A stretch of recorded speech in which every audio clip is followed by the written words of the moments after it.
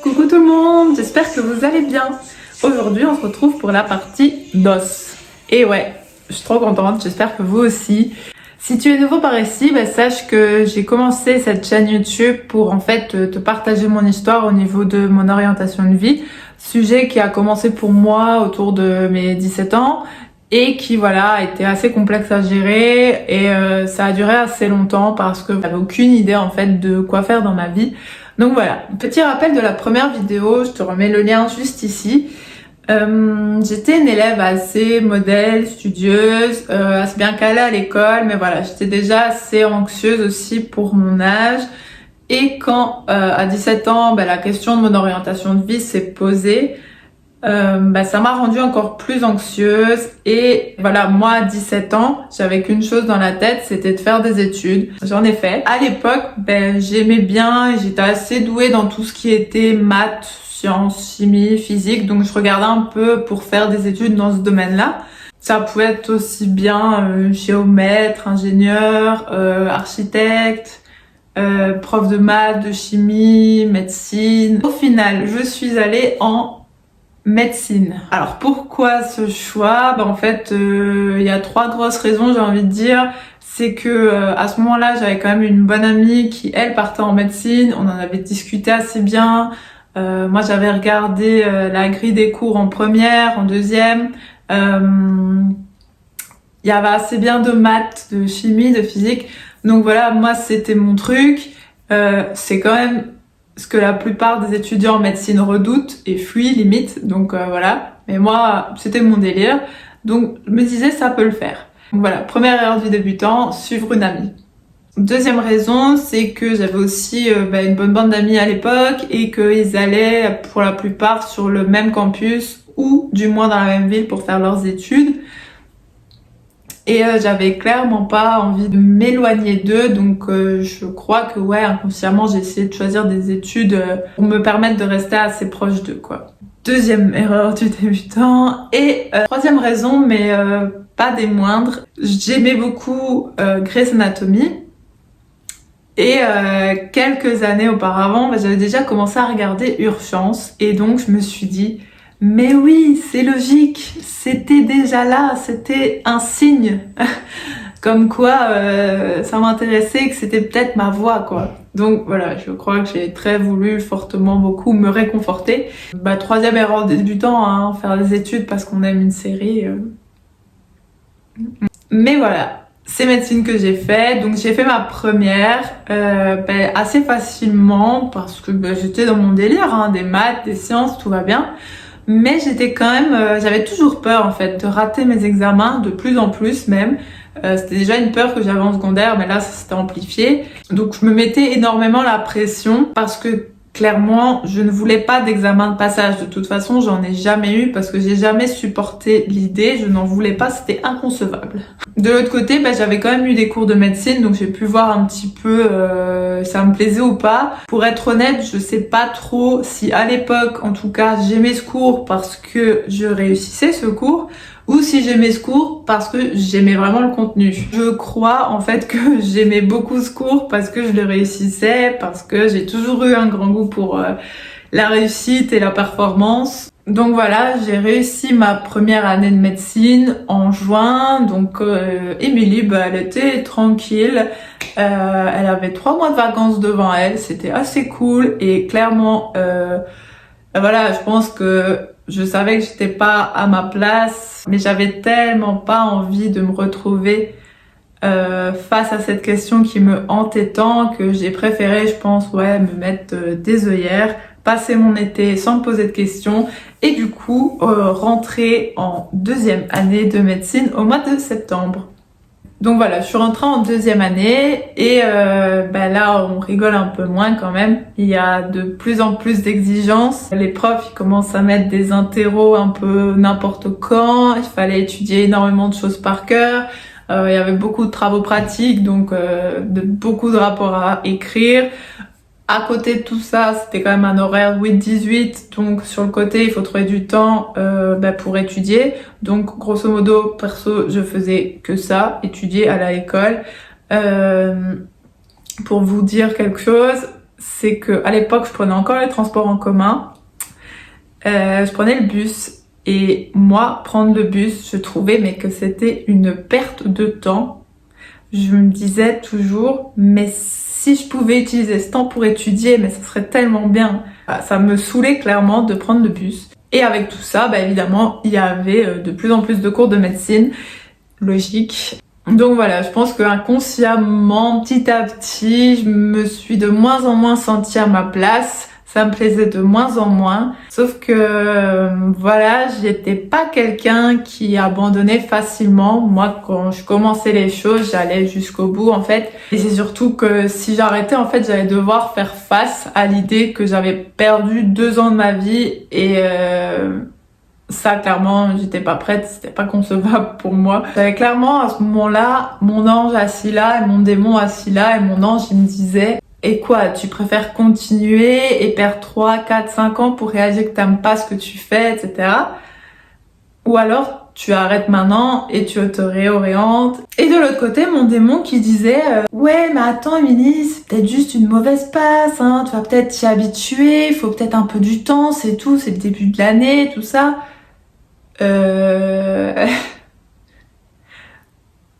Je crois que j'aimais énormément me voiler la face. J'étais extrêmement naïve envers moi-même. Donc voilà, j'ai écouté mon petit démon. J'ai continué en me mettant encore plus la pression.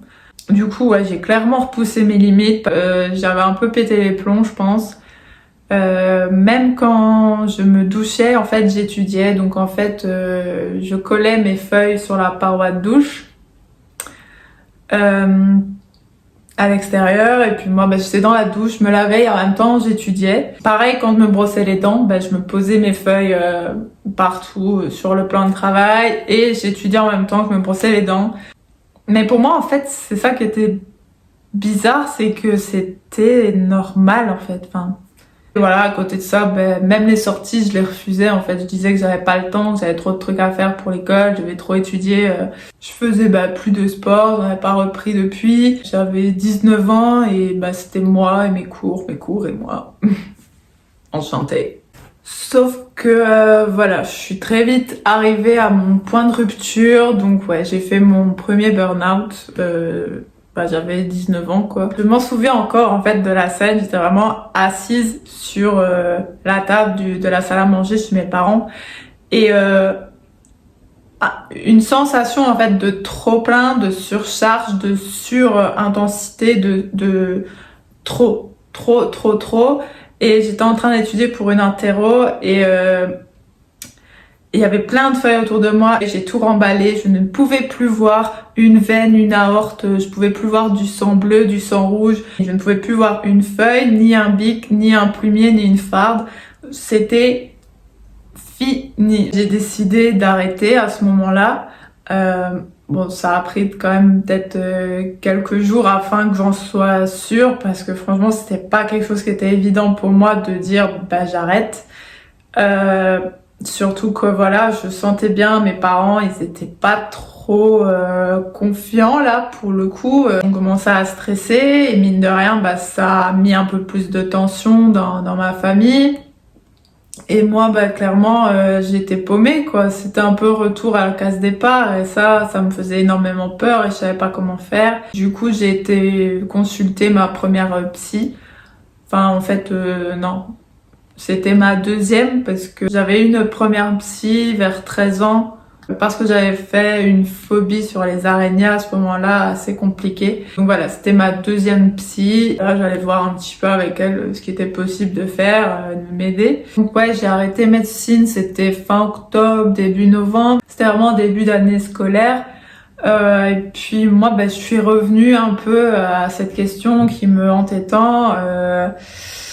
Mon but c'était de trouver quoi faire de ma vie et clairement c'était devenu une obsession. En fait, je faisais ça H24, 7 jours sur 7. Je prenais pas spécialement de temps pour moi sur le côté pour juste me sentir bien. Non, c'était qu'est-ce que j'allais faire de ma vie quoi. Et je sortais pas de ce schéma-là, de cette question-là et je n'arrivais pas à voir les choses vraiment autrement. Je pense que quelquefois, voilà, j'ai dû avoir l'idée de faire autre chose que des études, mais ma raison m'a très vite ramené les pieds sur terre et ma peur aussi, je pense, au final. Donc voilà, comment j'ai fait pour essayer de trouver quoi faire dans ma vie? Moi, ce que j'ai essayé, c'est de faire... Alors, j'ai fait plein de salons SIEP, des salons étudiants, des salons de l'emploi. Je me suis même renseignée à l'armée, à la police. Ouais.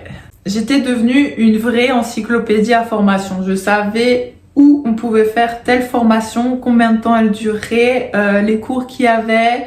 les débouchés que ça apportait, c'était horrible. J'ai passé plein de temps sur internet, je faisais plein de trucs en gros, je pense qu'ils servaient à rien, on peut se le dire. Énième erreur du débutant, je compte même plus là. Mais voilà, j'étais quand même assez bien seule face à moi-même, en tout cas, même si j'avais une psy sur le côté, je pense que ça n'a pas vraiment porté ses fruits. Tout le temps angoissée face à cette question, tout le temps démunie, seule. J'ai même fait un bilan d'orientation dans une structure. Alors, je vais pas vous mentir, pour moi, ce genre de truc, c'est vraiment une grosse connerie, ça ne sert à rien. Pour avoir des gens qui suivent juste une procédure et qui ne savent pas rentrer vraiment en communion avec l'être humain qui se trouve en face d'eux, moi, je suis désolée, mais c'est pas quelqu'un en 30 minutes, 40 minutes d'entretien qui va savoir me percer, savoir bien me cerner et m'orienter.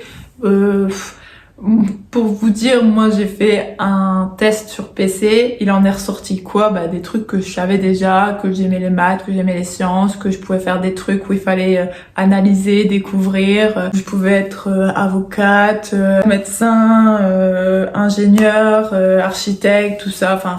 des trucs que je savais déjà, donc franchement ce truc, moi perso, ça m'a servi à rien. À côté de ça, je vivais chez mes parents et du coup, ouais, je restais quand même pas mal à la maison, quoi, pour moi faire mes recherches. Et voilà, moi mon père, c'est pas quelqu'un qui apprécie que je reste à la maison à ne rien faire. Alors selon moi, je ne faisais pas rien. Clairement, moi j'avais juste une impression, c'était que je me démenais pour m'en sortir. Plus les mois passaient, plus la tension montait.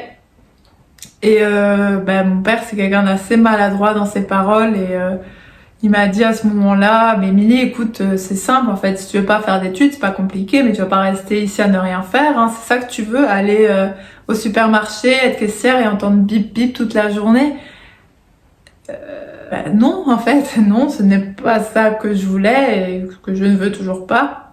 Mes parents, ils m'ont dit aussi que j'avais de la chance, en fait, qu'ils me payaient des études parce que peut-être si je voulais en faire plus tard, j'aurais peut-être pas les moyens de me les offrir, j'aurais peut-être pas la situation adéquate qui me permette d'étudier. Puis, c'est mieux d'étudier quand on est jeune, hein, parce que plus tard, voilà, il y a peut-être plus de mal à étudier, ou on perd peut-être en mémoire, ou tout ça, c'est des croyances. Enfin, moi, j'y crois plus à tout ça. Donc voilà, ils avaient sans doute une intention positive en me disant tout ça, hein, mais moi, je l'ai pris très mal.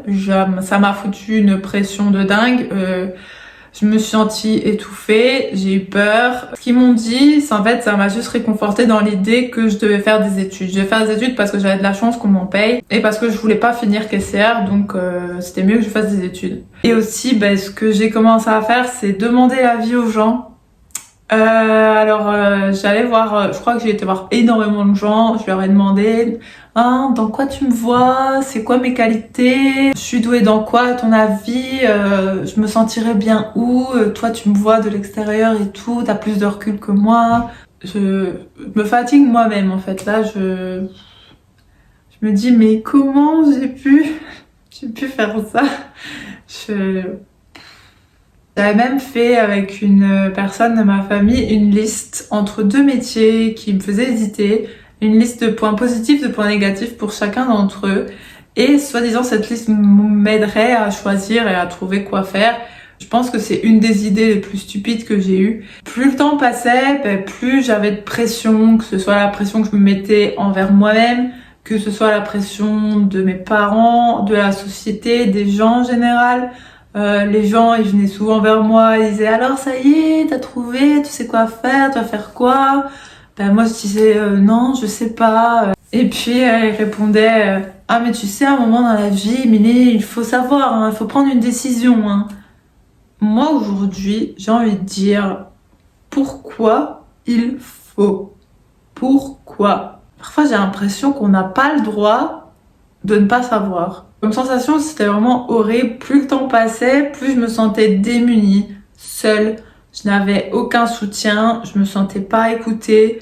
Et le truc, c'est que je sentais que j'y arrivais pas. Par moi-même, j'y arrivais pas, en fait. Les choses étaient trop grandes pour moi. Il y a même un moment où j'ai rencontré un ami d'une amie, mais je discutais avec lui et il me disait que lui, l'école, bah, c'était pas trop son truc, ça allait, il s'en sortait, mais c'était pas trop son délire. C'était pas méchant.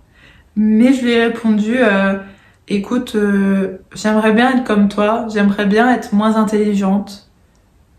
Bon, il l'a mal pris, mais c'était pas méchant, je répète. Oui, il faut dire ce qui est, mon intelligence ne m'a pas aidée. Je savais pas quoi en faire en fait, parce que c'était très compliqué. J'aimais beaucoup de choses m'intéressaient, j'étais douée dans beaucoup de domaines, et j'avais l'impression que je pouvais faire n'importe quelles études, que je les réussirais. Donc c'était clairement pas un cadeau pour moi d'être intelligente. J'aurais préféré, par exemple, être douée juste dans un domaine. Les choses auraient été tellement plus évidentes. C'était vraiment une époque où je changeais d'avis comme je changeais de culotte, clairement. Tous les jours, j'avais une idée différente. Un jour, je voulais être policière, un jour, je voulais être prof de maths, un jour, je voulais faire la crimino. J'y arrivais plus, je ne me gérais plus moi-même. Donc les mois passèrent et on s'est vite retrouvés en juillet, en août, et du coup, septembre, il approchait à grands pas. Je savais toujours pas quoi faire de ma vie et ça faisait 6 mois qu'au final, j'avais suivi le même schéma et ça m'avait pas aidé plus que ça, donc... J'étais paumée, enfin je le répète, mais c'est vraiment comme ça que je me sentais, j'étais paumée à H24. Donc voilà, je me sentais un peu résignée, j'en avais marre. Au final, je me suis dit, bon allez vas-y, j'aime bien les maths, j'ai envie de faire un truc dans les maths, je vais aller faire prof de maths, mais à l'UNIF, hein, pas à la haute école, parce que j'ai clairement le niveau pour faire un master. Donc voilà, je suis partie à l'UNIF.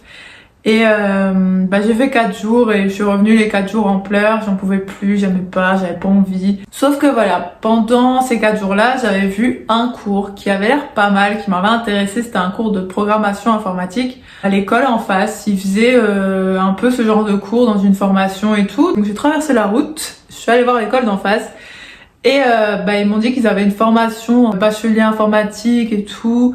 J'ai regardé la grille d'horaire, ça m'a pas trop inspiré. Déjà c'était un bachelier, je me dis non, je peux faire mieux. Et trop d'informatique à mon goût.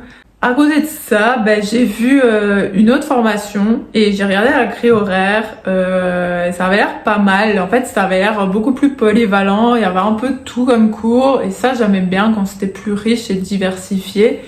Et du coup, j'ai essayé un peu cette option-là, j'ai essayé quelques cours et tout, ça me bottait bien en vrai. Donc voilà, la vérité c'est que j'ai continué dans cette section-là. Du coup, dans la prochaine vidéo, je vous dirai ce que j'ai choisi comme formation et ce qu'il s'est passé pour moi suite à ce choix. Voilà, j'arrête cette vidéo ici. J'espère qu'elle vous a plu, que ça vous a intéressé, que vous avez appris des choses. Et en tout cas, si tel est le cas, j'aimerais beaucoup que vous partagiez ma vidéo, qu'elle aille encore un petit peu plus loin cette fois-ci, dans l'espoir de toucher des gens qui en ont besoin, comme moi j'en aurais eu besoin à cet âge-là. Parce que voilà, ensemble, on est plus fort, tout simplement. Moi ici, je vous remets les 2 premières vidéos que j'ai faites. Donc voilà, vous pouvez rejeter un petit œil. Et dans tous les cas, on se dit à très bientôt pour la partie 3. Prenez soin de vous, je vous fais des bisous.